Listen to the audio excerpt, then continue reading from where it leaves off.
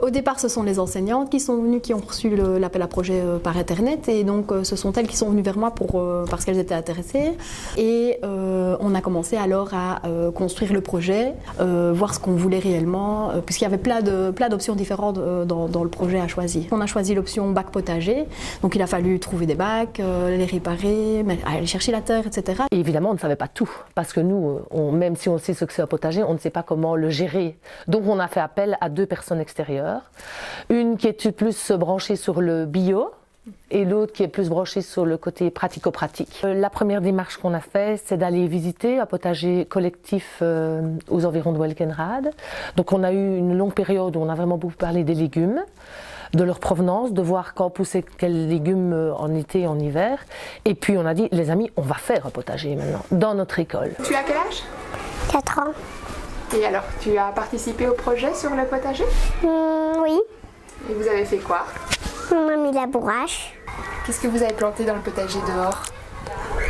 Des capucines, des petits ronds et du maïs et des tournesols.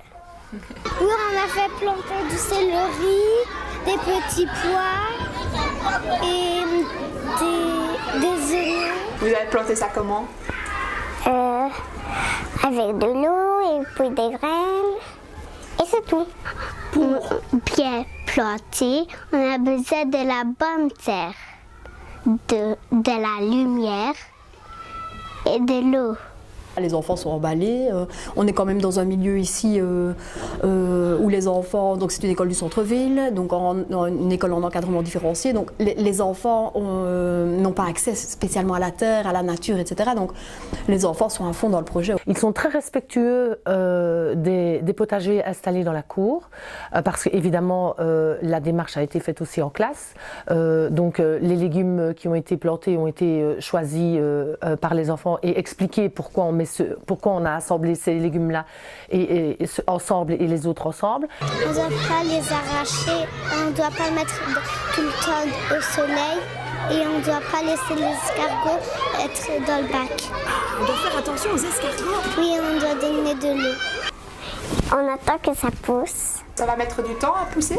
Non, mais ça va pousser très haut, je pense. Tous les jours, ils vont voir ce qui a poussé. Et donc ici, on est vraiment dans la période au mois de mai où les choses évoluent, bougent. Quand on revient en classe, on interprète les résultats sur des feuilles et on attend qu'une chose, c'est de pouvoir les manger, bien sûr.